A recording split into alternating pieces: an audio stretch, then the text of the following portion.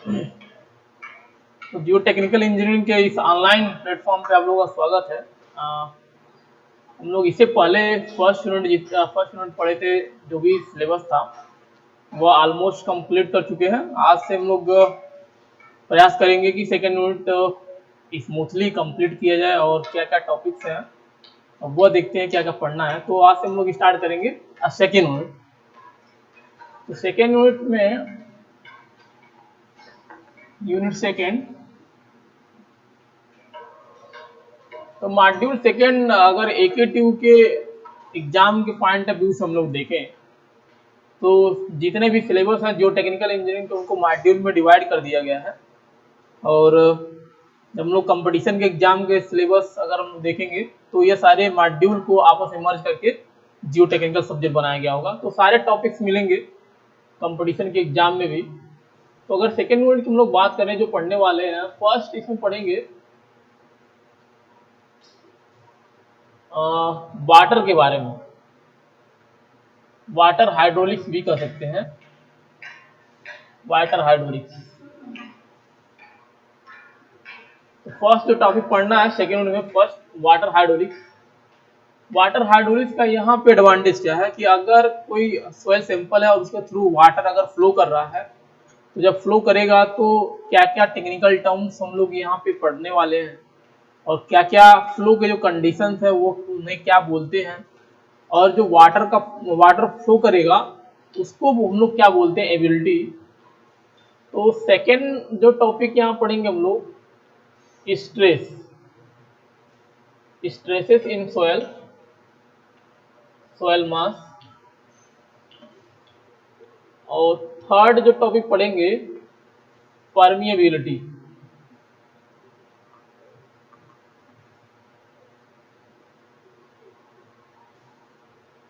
और परमिएबिलिटी के बाद हम लोग पढ़ेंगे सीपेज प्रेशर या सीपेज स्ट्रेस के बारे में। सीपेज एनालिसिस कर सकते हैं, सीपेज के बारे में डीप में पढ़ेंगे, सीपेज एनालिसिस। तो सीपेज एनालिसिस में सीपेज प्रेशर एक तो हम लोग पढ़ते हैं यहाँ पे, सीपेज प्रेशर क्या होता है उसके बारे में। और एनालिसिस का मतलब यह है जब लोग एनालिसिस करेंगे तो डिस्चार्ज की क्वांटिटी निकालते हैं, डिस्चार्ज क्या होगा, डिस्चार्ज फाइंड आउट करते हैं, एग्जिट ग्रेडियंट क्या होगा, एग्जिट ग्रेडियंट लोग निकालते हैं। और सीपेज एनालिसिस के ही अंदर हम लोग फ्लोनेट के बारे में पढ़ने वाले हैं, फ्लोनेट के बारे में। तो फ्लोनेट बहुत इंपॉर्टेंट टॉपिक हो जाता है सीपेज एनालिसिस के अंदर। तो फ्लोनेट जब हम लोग पढ़ेंगे तो वहां पे पढ़ते हैं लैप्लास इक्वेशन, लैप्लास इक्वेशन। तो लैप्लास इक्वेशन का डेरिवेशन भी कई बार पूछा गया है एकेटीयू के एग्जाम में, और फ्लोनेट से भी क्वेश्चन आते हैं और कंपटीशन में भी फ्लोनेट से क्वेश्चन बहुत सारे पूछे गए हैं। डिस्चार्ज निकालने के लिए जब लोग फार्मूला पढ़ते हैं स्मॉल q इक्वल्स टू के एच NF अपॉन ND, ये फार्मूला बहुत इंपॉर्टेंट फार्मूला है। तो इससे एकेटीयू में भी न्यूमेरिकल कई बार पूछे गए हैं और कंपटीशन के एग्जाम में SSC JEE उठा ले अगर कंपटीशन, तो उसमें भी कई बार एग्जाम में पूछे गए हैं इस रिलेशन से पूछे। फिर इसके बाद इसी में हम लोग पढ़ेंगे पाइपिंग, पाइपिंग के बारे में, पाइपिंग क्या होता है। तो ये 5 टॉपिक हम लोग यूनिट सेकंड के अंदर पढ़ेंगे। तो वन बाय वन एक टॉपिक हम लोग कंप्लीट करने का प्रयास किया जाएगा। और तो इसमें अगर देखें जितने भी टॉपिक्स हैं सबसे जो डीप टॉपिक है या लंबा कर सकते हैं वो परमिबिलिटी, क्योंकि परमिबिलिटी के बारे में बहुत ज़्यादा डीप में पढ़ना है यहाँ पे। एक तो डेफिनेशन और कितने टाइप्स के सोयल होते हैं और हर टाइप के सोयल के लिए कौन सा मेथड हम लोग अप्लाई करते हैं, उसकी परमिबिलिटी फाइंड आउट करने के लिए फैक्टर अफेक्टिंग परमिबिलिटी क्या होता है। तो बहुत सारे मेथड्स हैं उसके बारे में डीप में पढ़ेंगे। तो अभी हम लोग पढ़ते हैं फर्स्ट टॉपिक वाटर हाइड्रोलिक्स के बारे में, unit second first topic water hydraulics.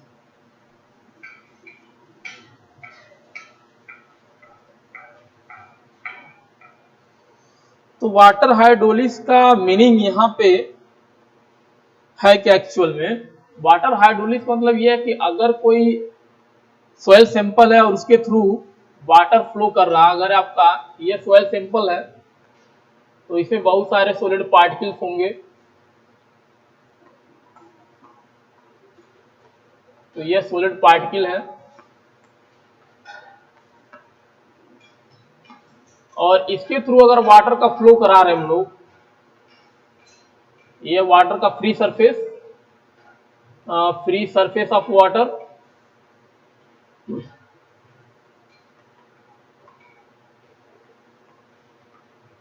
तो इसके थ्रू अगर फ्लो कर रहा है तो क्या क्या टेक्निकल टर्म्स या कितने टाइप्स के वाटर हो सकते हैं उसी के बारे में पढ़ेंगे। जैसे फर्स्ट टॉपिक यहाँ पे अगर हम लोग देखें तो सॉयल वाटर क्या होता है, वाला टर्म सॉयल वाटर। तो सॉयल वाटर हम लोग एक्चुअल में किसे बोलेंगे, तो सॉयल वाटर क्या होता है, जो भी सॉयल सैंपल है, ये सॉयल सैंपल है, जो पोर या वाइड्स होती हैं, जो वाइड होती हैं, वाइड में जो वाटर होता है उसे हम बोलेंगे सॉयल वाटर। तो water present in pore of soil is known as soil water. तो जो भी पोर के अंदर वाटर होता है, सॉयल के पोर के अंदर जो वाटर होता है उसी को हम बोलते हैं सॉयल वाटर। अब ये सॉयल वाटर दो टाइप्स के हो सकते हैं। तो फर्स्ट टाइप जो होता है उसे हम लोग बोलते हैं फ्री वाटर। फर्स्ट टाइप क्या है, फ्री वाटर।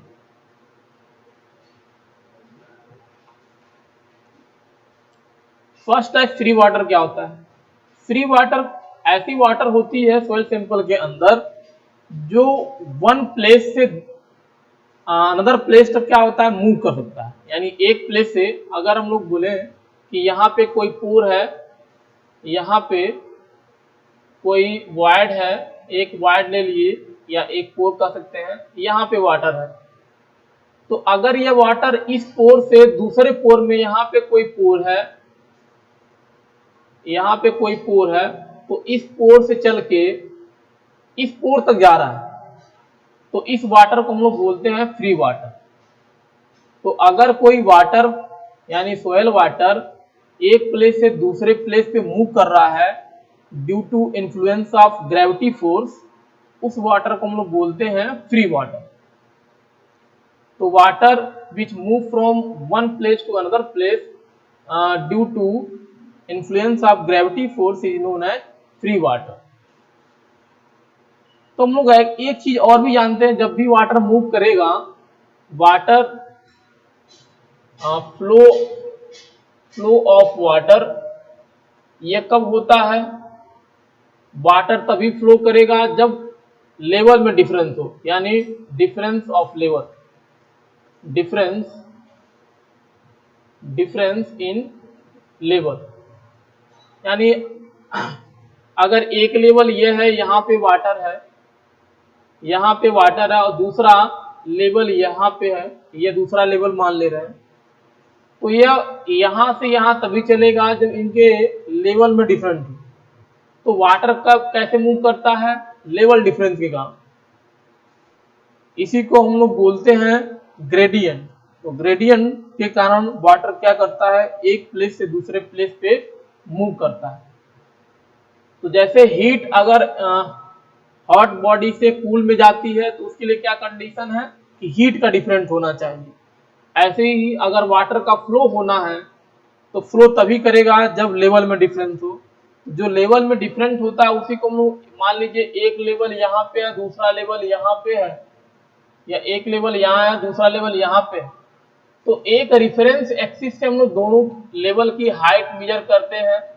फर्स्ट अगर लेवल यहाँ पे है, दूसरा लेवल यहाँ पे है, और रेफरेंस लाइन हमारा यहाँ पे है, रेफरेंस लाइन हमारा यहाँ से मेजर कर रहे हैं हम, तो पहले लेवल की हाइट h1 ले लेते हैं, दूसरे लेवल की हाइट h2 ले लेते हैं, और दोनों में डिफरेंट निकालेंगे। तो डिफरेंट निकालेंगे तो h1 माइनस h2 तो अगर ये डिफरेंट नहीं होगा तो वाटर यहाँ से यहाँ तक मूव नहीं करेगा। तो लेवल में डिफरेंट के कारण क्या करता है, वाटर मूव करता है one place to another place. तो जो h हम लोग यहाँ पे यूज कर रहे हैं, जो distance from any reference line to the level of water, उसी को हम लोग बोलते हैं हेड। तो कह सकते हैं दूसरे वर्ड में हम लोग या तो लेवल डिफरेंस बोल सकते हैं या तो हेड। हेड के कारण वाटर क्या करता है, फ्लो करता है। तो फ्री वाटर में क्या याद रखना है, फ्री वाटर में याद रखना है यानी सोयल वाटर वो सोयल वाटर जो एक प्लेस से दूसरे प्लेस में या एक पोर से दूसरे पोर में मूव करे, उस वाटर को हम लोग बोलते हैं फ्री वाटर। और किसके अंदर ये मूवमेंट होता है, तो ग्रेविटी फोर्स के कारण होता है, एक प्लेस से दूसरे प्लेस पे मूवमेंट। एग्जाम्पल की अगर हम लोग बात करें तो जैसे पाइप में लेमिनार फ्लो होता है, तो पाइप, तो एग्जाम्पल याद रखेंगे, वाटर फ्लो थ्रू पाइप या लेमिनार फ्लो इन पाइप, ये एग्जाम्पल हो जाएगा। सेकेंड अगर टाइप्स हम लोग बात करें, सेकेंड टाइप क्या होगा, सेकेंड टाइप्स को हम लोग बोलते हैं हेल्ड वाटर। हेल्ड वाटर या इसी को लोग बोलते हैं ग्रेविटी वाटर। Gravity water. तो हेल्ड वाटर या ग्रेविटी वाटर क्या होता है, हेल्ड या gravity water, water which does not move any place. तो अगर कोई वाटर, सोयल वाटर, अगर कोई मूवमेंट नहीं कर रहा है, चाहे ग्रेविटेशनल फोर्स कितना भी लग रहा है उसके ऊपर, तो उस वाटर को हम लोग बोलते हैं हेल्ड वाटर या ग्रेविटी वाटर।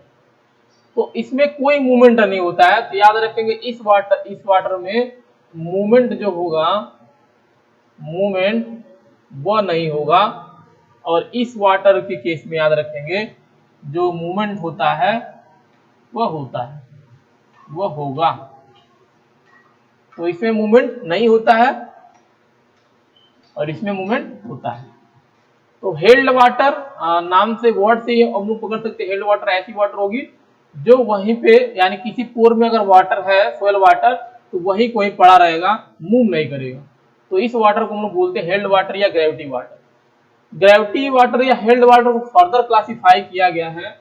तो इसको जब फर्दर क्लासिफाई हम लोग करते हैं तो एक टाइप आएगा निकल के यहाँ से, फर्स्ट टाइप स्ट्रक्चरल वाटर। तो फर्स्ट टाइप स्ट्रक्चरल वाटर। और स्ट्रक्चरल वाटर के बारे में हम लोग डीप में पढ़ चुके हैं प्रीवियस लेक्चर में। यानी स्ट्रक्चरल वाटर ऐसी वाटर होती है जो सोयल की सॉलिड पार्टिकल्स होती है, उसके क्रिस्टल के साथ अगर केमिकली कंबाइंड है, उस वाटर को हम बोलते हैं structural water. Water which are chemically combined with the solid particle of soil mineral is known as structural water।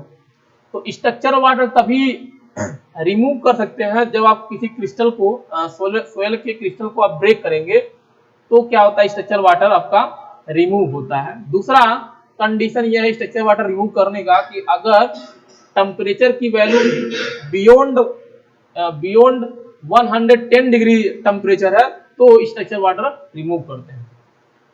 Second जो टाइप्स है, सेकेंड टाइप्स को हम बोलते हैं फिल्म वाटर। फिल्म वाटर, तो फिल्म वाटर को हम लोग दूसरा नाम से भी बोलते हैं, इसको हम बोलते हैं adsorb water.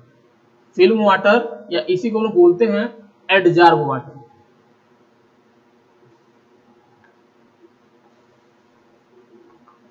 Adsorb water.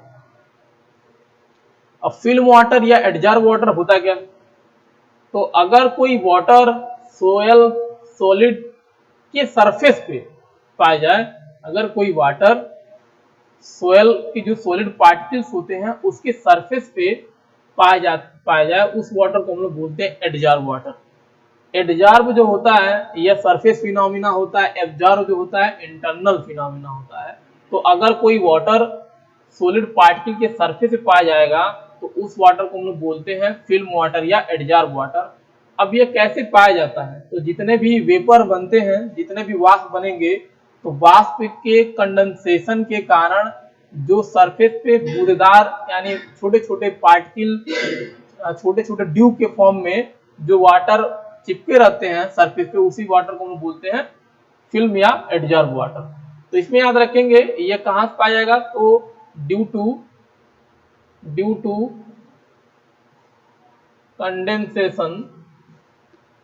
Condensation of aqueous vapour, यानी जो वेपर्स होते हैं, जो इक्वस फॉर्म में वेपर्स होते हैं, उसके कंडेंसेशन से यह वाटर पाया जाएगा, उस वाटर के कारण होता है। और एंड इलेक्ट्रिकली कंबाइंड होता है, याद रखेंगे ये इलेक्ट्रिकली कंबाइंड होता है, इलेक्ट्रिकली कंबाइंड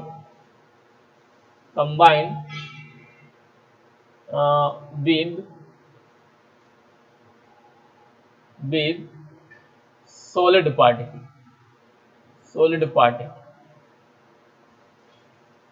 तो जैसे स्ट्रक्चरल वाटर क्या होता है, केमिकली कंबाइंड होता है, वैसे ही फिल्म या एडजॉर्ब वाटर क्या होता है, इलेक्ट्रिकली कंबाइंड होता है, यानी चार्ज की वजह से क्या होता है, कंबाइंड रहेगा, इलेक्ट्रिकली कंबाइंड रहता है। और ये वाटर कैसे बनेगा, तो यह इक्वस वेपर जो वाष्प होता है, उसी के कंडेंसेशन से जो वाटर बनेगा वही सरफेस पे क्या करता है, चिपक जाता है। जैसे मान लीजिए अगर एक सॉलिड पार्टिकल ये है, ये क्या है, सॉलिड पार्टिकल, ये सॉलिड पार्टिकल है।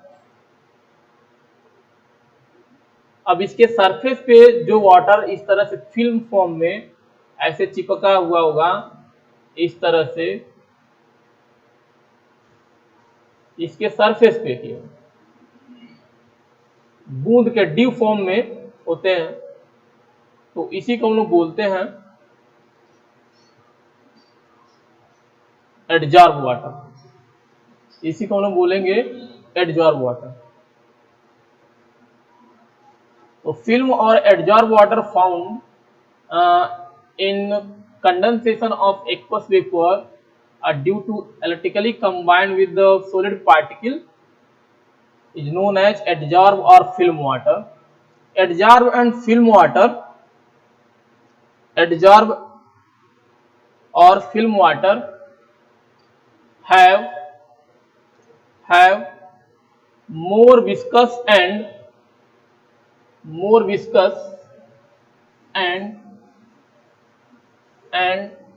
high shear tension तो इसके बारे में एक इंपॉर्टेंट पॉइंट याद रखेंगे कि ये मोर विस्कस होता है, मोर विस्कस होगा, और साथ के साथ it have more shear tension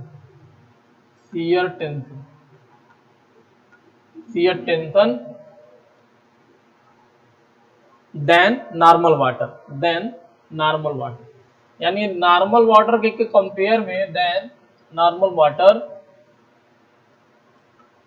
normal water compare में जो आपका एडजॉर्ब या फिल्म वाटर होता है उसकी विस्कोसिटी ज्यादा होती है। विस्कोसिटी ज्यादा होने का मतलब यह है कि गाढ़ा ज्यादा होगा, यानी नॉर्मल वाटर कंपेयर करेंगे तो ये ज्यादा गाढ़ा होता है, कौन, एडजॉर्ब या फिल्म वाटर। और जो टेंशन, जो सरफेस टेंशन है या सीयर उसके अंदर पाया जाएगा वह ज्यादा होगा नॉर्मल वाटर कंपेयर में। अब अगर सीयर ज्यादा होगा या सरफेस टेंशन ज्यादा होगा, इसका मतलब क्या है, तो सरफेस टेंशन ज्यादा होने का मतलब यह है कि अगर कोई मटेरियल आप वाटर कंटेंट मिलाएंगे तो वो कम सरफेस एरिया कवर करेगी, कम सरफेस एरिया क्या करेगा, कवर करेगी। इसमें एक इंपॉर्टेंट पॉइंट और याद रखेंगे एडजॉर्ब वाटर के में, इसको एक दूसरे नाम से ही बोलते हैं, इसको बोलते हैं hygroscopic water. It is also known as hygroscopic water.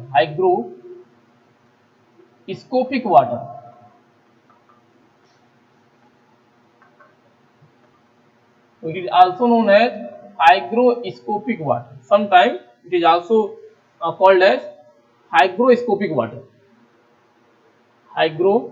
स्कोपिक water.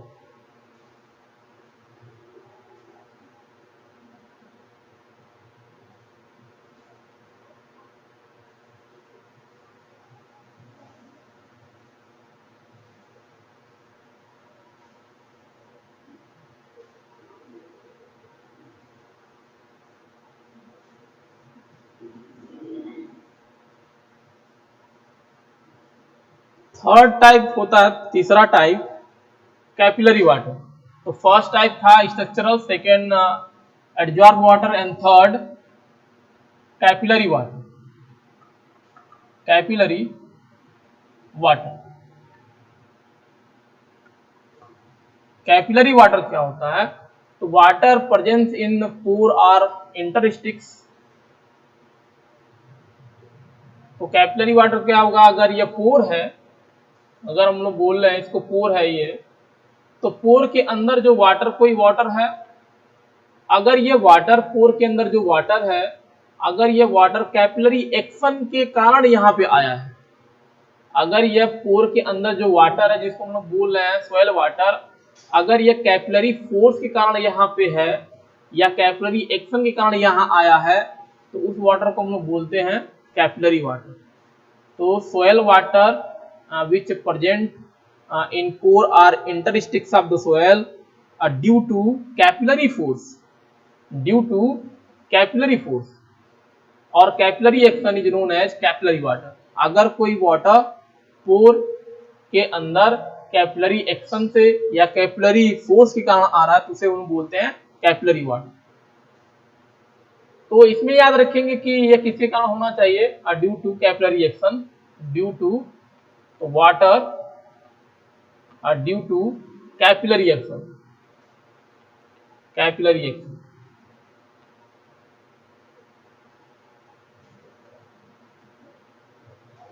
तो कैपिलरी एक्शन या कैपिलरी फोर्स।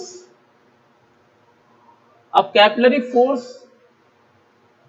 फोर्स कैसे जनरेट होगा? तो जब भी हम लोग कैपिलरी ट्यूब पढ़ते हैं तो कैपिलरी ट्यूब के अंदर वाटर क्या होता है? राइज करता है, तो उस पर कोई न कोई फोर्स एक्ट करेगा, या तो हाइड्रोस्टैटिक प्रेशर या तो कोई और प्रेशर उस पर काम करता है। इसलिए वाटर क्या होता है कि जो फ्री सरफेस होता है उससे ऊपर वाटर जाता है।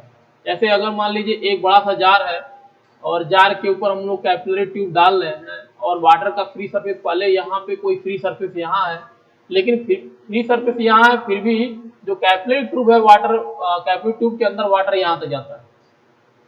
तो जब ये क्या होता है, ये फ्री सरफेस होता है वाटर का, फ्री सरफेस, और इस सरफेस पे दोनों फोर्स एक्ट करते हैं, एक तो हाइड्रोस्टैटिक प्रेशर और दूसरा एटमॉस्फेरिक प्रेशर। तो अगर इस फ्री सरफेस के ऊपर जाएंगे या फ्री सरफेस पे, तो जो प्रेशर काम करता है उसको हम लोग बोलते हैं एटमॉस्फेरिक प्रेशर, और इस फ्री सरफेस के नीचे जाएंगे तो जो प्रेशर काम करता है उसको हम लोग बोलते हैं हाइड्रोस्टैटिक प्रेशर।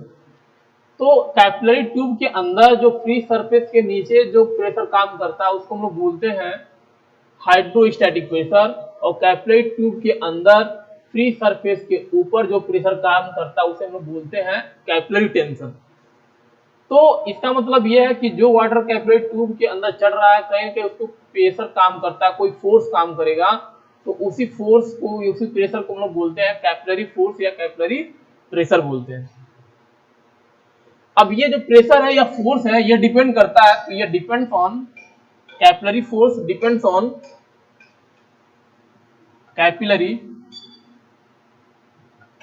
फोर्स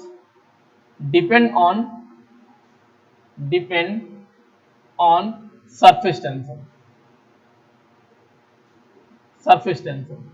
यानी जो कैपिलरी फोर्स होता है या कैपिलरी प्रेशर वो किस पे डिपेंड करेगा? सरफेस टेंशन के ऊपर। तो सरफेस टेंशन क्या होता है? जो पर यूनिट लेंथ पे जो फोर्स काम करता है किसी फिल्म पे या किसी पार्टिकल के ऊपर, अगर वाटर के कांटेक्ट में ला रहे हैं तो उसी को हम लोग बोलते हैं सरफेस टेंशन। तो सरफेस टेंशन की अगर यूनिट की बात करें, सरफेस टेंशन, तो एक तो फोर्स की यूनिट होता है, नीचे क्या होगा? लेंथ की यूनिट, तो न्यूटन पर मीटर हो जाएगा। तो अगर हम लोग इसको डिफाइन करें तो पर यूनिट लेंथ के ऊपर जो फोर्स काम करेगा उसी को हम बोलते हैं सरफेस टेंशन। तो जब किसी पे सरफेस टेंशन एक्ट होता है तो मैक्सिमम प्रयास वो करता है कि वह कम से कम एरिया को कवर करे, कम से कम एरिया क्या करे, कवर करे। तो कैपिलरी जो फोर्स होता है वो किस पे डिपेंड करता है, सरफेस टेंशन पे।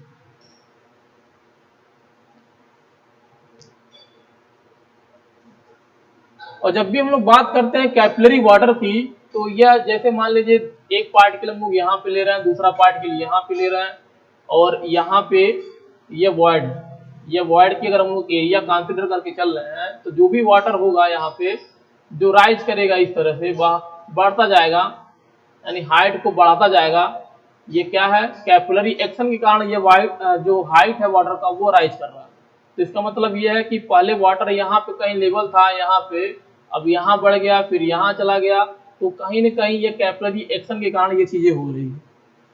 तो जो भी वाटर कैपिलरी वाटर जिसको हम लोग बोल रहे हैं, जो कैपिलरी वाटर होता है वो हमेशा पोर के अंदर सस्पेंशन में रहेगा। यानी जैसे कोई सोयल सस्पेंशन होता है, या कोई कह सकते हैं हम लोग जैसे कोई सॉल्यूशन है जिस फॉर्म में होता है वॉइड के अंदर, उसी तरह से ये भी पड़ा रहता है, यानी मूव नहीं करता, ज्यादा मूवमेंट नहीं करेगा, केवल या तो अपवर्ड डायरेक्शन में मूव करेगा या तो डाउनवर्ड डायरेक्शन में मूव करेगा। तो सस्पेंशन में ये बना रहेगा, यानी अगर ये पोर है तो पोर के अंदर ही ये स्टोर करके रहेगा जो कैपिलरी वाटर है।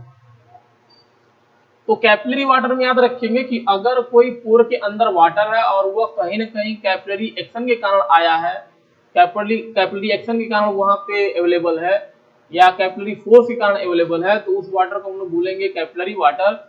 और कैपिलरी फोर्स जो हम लोग वर्ड बोल रहे हैं, कैपिलरी फोर्स डिपेंड करता है सरफेस टेंशन पे, और कैपिलरी वाटर हमेशा सोयल सस्पेंशन के फॉर्म में होगा, यानी वहीं पे पड़ा रहेगा, ज्यादा मूवमेंट नहीं करता है लेटरल डायरेक्शन में। अब मूवमेंट अगर करेगा तो अपवर्ड और डाउनवर्ड डायरेक्शन में ही मूवमेंट करता है। इतना याद रखेंगे कैपिलरी वाटर के बारे में। जैसे अगर हम लोग और डीप में समझे कैपिलरी वाटर को, तो वाटर टेबल कॉन्सेप्ट से समझ सकते हैं। जैसे मान लीजिए कि ये ग्राउंड सरफेस है आपका, ग्राउंड सरफेस,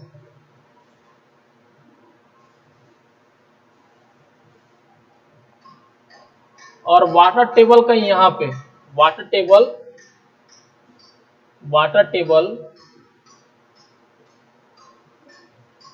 यहाँ पे। तो वाटर टेबल को अगर रिप्रेजेंट करना है तब भी हम लोग इन्वर्टेड ट्राइंगल से डिनोट करते हैं वाटर टेबल का पोजीशन। तो वाटर टेबल क्या बताता है, वाटर टेबल बताता है कि इस लेवल के नीचे वाटर है, इस लेवल के ऊपर वाटर नहीं होता। यानी वाटर टेबल बताता है किसी पर्टिकुलर लेवल के अबाउट, वाटर टेबल क्या बताएगा कि उस लेवल के नीचे वाटर होता है और उस लेवल के ऊपर वाटर नहीं होता है। अगर सोयल के टर्म में हम लोग आए तो कह सकते हैं कि वाटर टेबल के नीचे जो सोयल होती है वो आपका सैचुरेटेड होता है, और वाटर टेबल के ऊपर जो सोयल होता है वो ड्राई होता है। तो अगर यहाँ कैपिलरी एक्शन हम लोग कराना चाहते हैं तो तभी होगा जब वायर्ड क्लियर बनेंगे। तो अगर मान लीजिए यहाँ पे सैंड है, यहाँ पे सैंड, अब इसके ऊपर वाटर है नहीं क्योंकि वाटर टेबल यहाँ पे है, नीचे ही वाटर होगा। तो अब नीचे वाला जो जोन है उससे वाटर क्या करता है, ऊपर जाएगा धीरे धीरे इस तरह से, पोर के थ्रू। जो पोर होगा सोयल सैंपल के अंदर, वही कैपिलरी ट्यूब का काम करने लगेगा। कैपिलरी एक्शन यानी कैपिलरी ट्यूब के थ्रू होता है। तो यह मान लीजिए कैपिलरी ट्यूब है, कैपिलरी ट्यूब है आपका। तो कैपिलरी ट्यूब में जो वाटर राइज करता है उसी को हम लोग बोलते हैं कैपिलरी एक्शन के कारण वाटर का क्या होना, राइज करना। तो जब भी कैपिलरी एक्शन होगा तो कैपिलरी ट्यूब बनना जरूरी है। और कैपिलरी ट्यूब सोयल के अंदर कौन बनाएगा, तो जो सोयल के अंदर वॉइड होता है वही कैपिलरी ट्यूब बनाता है। तो उस वॉइड के थ्रू वाटर क्या करेगा, नीचे से ऊपर की ओर चढ़ने लगता है, इस तरह से ऐसे चढ़ेगा।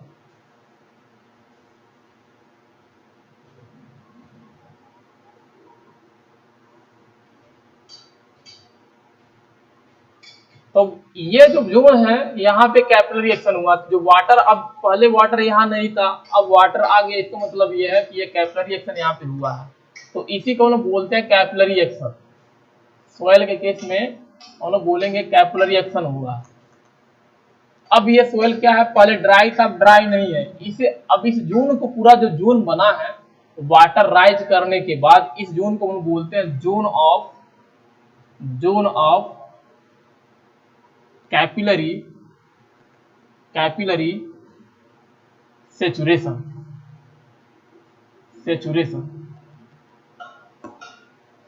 जब कैपिलरी एक्शन के कारण वाटर राइज कर जाता है और पूरा सोइल क्या होता है, सेचुरेट हो जाता है, तो उस जोन को हम लोग बोलते हैं zone of capillary saturation.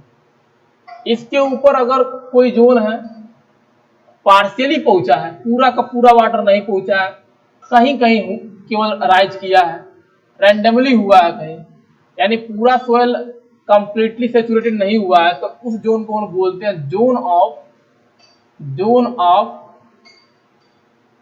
Partially saturation.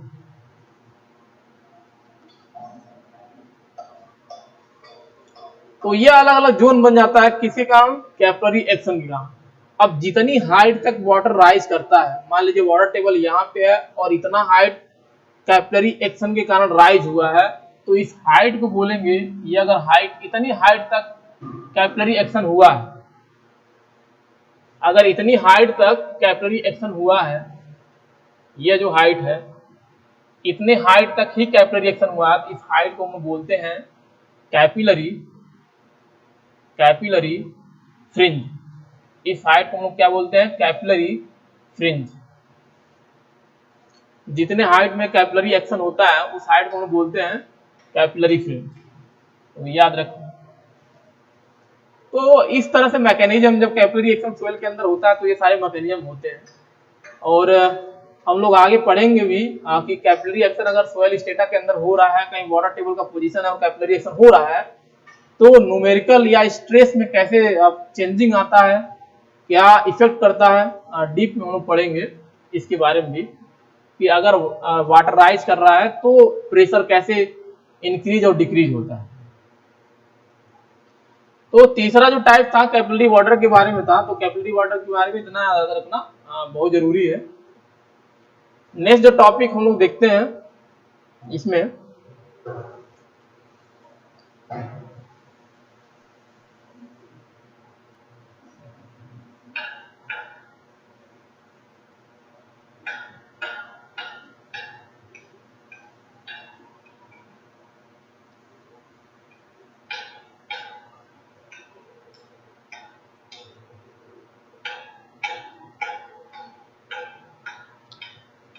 अब वाटर का टॉपिक अगर हम लोग देखें तो उसके बाद एक आता है, कभी कभी पूछ लिया जाता है कैपिलरी टेंशन के बारे में।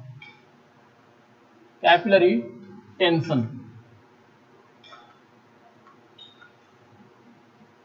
तो कैपिलरी टेंशन के बहुत सारे नाम हैं। जैसे कैपिलरी टेंशन को हम बोलते हैं कैपिलरी प्रेशर भी बोलेंगे, कैपिलरी प्रेशर भी बोलते हैं, और इसी को हम लोग बोलते हैं कैपिलरी पोटेंशियल भी बोलते हैं, कैपिलरी पोटेंशियल भी बोलते हैं।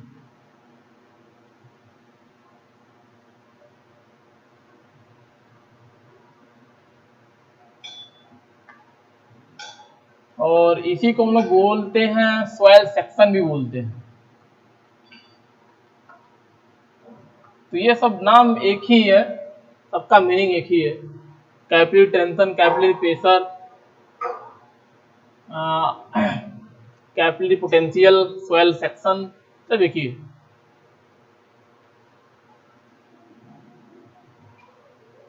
अब समझना बहुत आसान है, ये प्रेशर होता क्या है।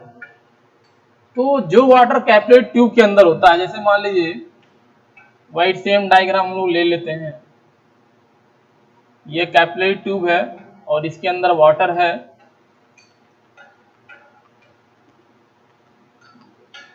तो कैपिलरी ट्यूब के अंदर जो वाटर होता है, यहाँ पे कैपिलरी वाटर जिसको हम बोल रहे हैं, यहाँ पे कैपिलरी वाटर, तो कैपिलरी ट्यूब के अंदर जो वाटर होता है राइज करके कुछ हाइट तक होता है, वह हमेशा निगेटिव होता है, यानी उसके अंदर जो प्रेशर लगेगा, यहाँ पे जो प्रेशर काम करेगा, जो स्ट्रेस काम करेगा, वो निगेटिव होगा।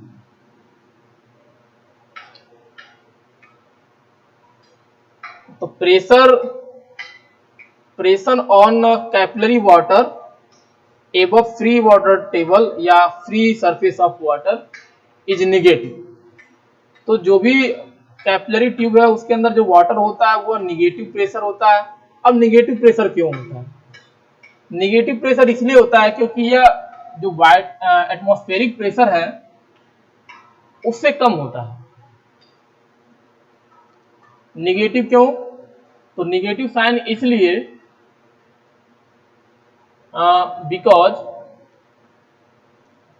Because less than atmospheric pressure.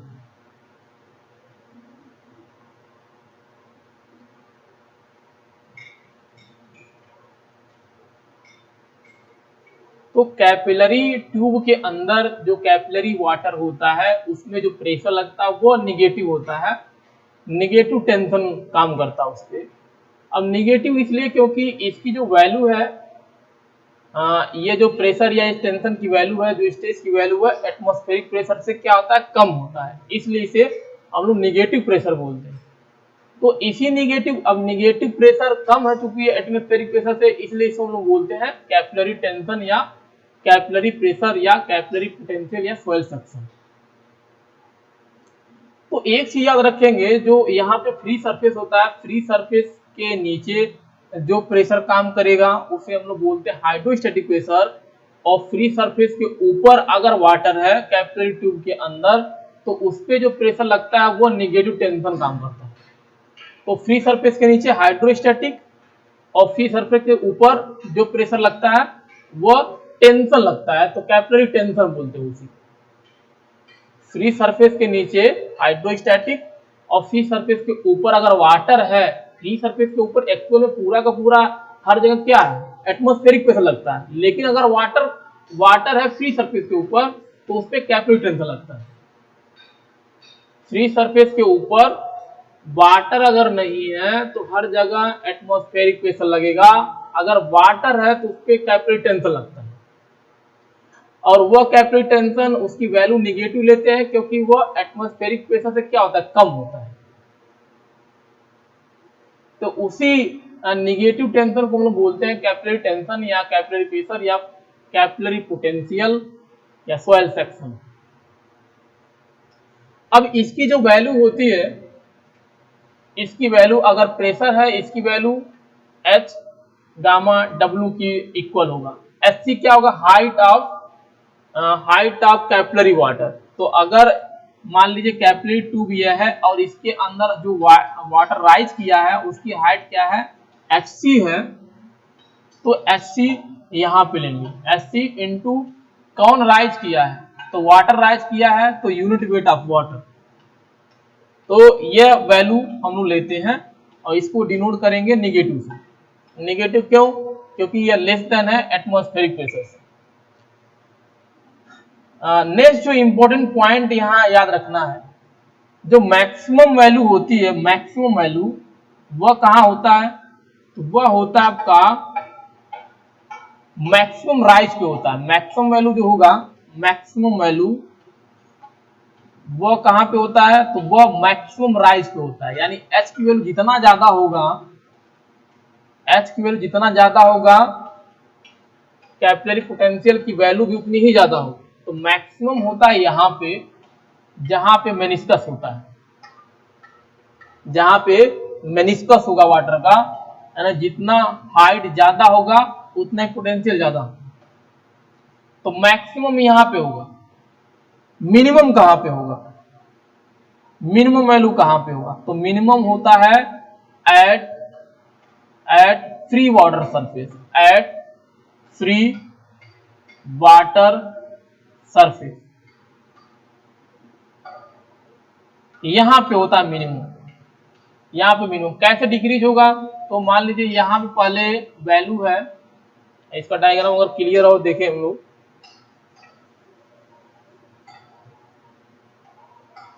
तो यहाँ पे वैल्यू कितना होगा मैक्सिमम, यहाँ पे वैल्यू होगा Hc इंटू गामा W, और फिर ये जैसे जैसे नीचे आएंगे तो डिक्रीज करेगा इस तरह से, और लिनियरली डिक्रीज होता है।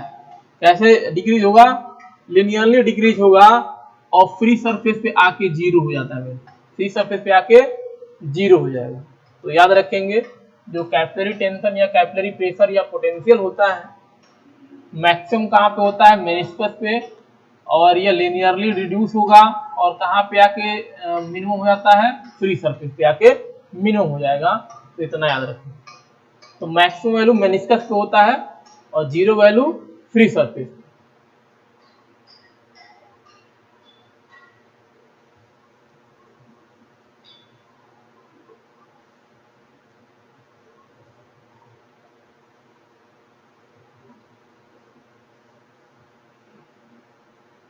इसके अलावा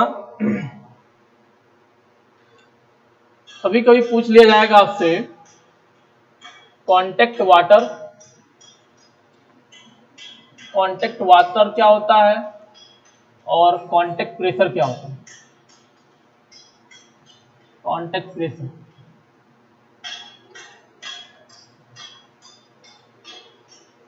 बहुत सिंपल है। अगर आपका कैपिलरी वाटर अगर कैपिलरी वाटर दो पार्टिकल के बीच में कहीं पे स्टोर हुआ है, अगर कैपिलरी वाटर दो सॉलिड पार्टिकल के कांटेक्ट के बीच में स्टोर हुआ है, यहां पे स्टोर हुआ है कैपिलरी वाटर, तो उस वाटर को हम लोग बोलते हैं कांटेक्ट वाटर। तो capillary water stored or available between two solid particles is known as contact water। अब हम लोग पढ़े थे कि अगर कैपिलरी वाटर है तो उसमें सरफेस टेंशन होगा, तो सरफेस टेंशन यानी इस वाटर के अंदर भी क्या होगा, सरफेस टेंशन। तो ये क्या सरफेस टेंशन क्या करता है कि दोनों पार्टिकल को एक दूसरे को खींचता है, इस तरह से अपने ओर खींचेगा। यह हमेशा प्रयास करता है कि जो पार्टिकल है वह नजदीक आ जाए। तो जो प्रेशर इस पे काम करता है, कैपिलरी टेंशन जो काम करता है, जो हमेशा प्रयास करेगा कि ये दोनों सॉलिड पार्टिकल एक दूसरे के नजदीक आ जाए, इस प्रेशर को हम लोग बोलते हैं कांटेक्ट प्रेशर। जब हम लोग दो सॉलिड पार्टिकल को लेकर के अगर ये चीजें देख रहे हैं तो ये दोनों टर्म हम लोग डिफाइन करते हैं। तो capillary water when present in between two solid particle is known as contact pressure, contact water, sorry, and which create pressure and try to come closer with each other is known as contact pressure। तो जो भी दो solid particle है, यहाँ पे दो solid particle है, क्या है ये सॉलिड पार्टिकल, तो इनके बीच में जो कैपिलरी वाटर उसको हम बोलेंगे कांटेक्ट वाटर। और अगर यह कैपिलरी वाटर है तो इसमें सरफेस टेंशन होगा, सरफेस टेंशन अगर होगा तो ये पार्टिकल के ऊपर भी क्या करते हैं, लगाएंगे, एक्ट कराएंगे। तो ये जो प्रेशर कैपिलरी टेंशन यहाँ पे काम करता है, ये दोनों सॉलिड पार्टिकल को एक दूसरे के नजदीक खींचता है, इसी प्रेशर को हम बोलते हैं कॉन्टेक्ट प्रेशर। उसके बाद आपसे पूछेगा राइज ऑफ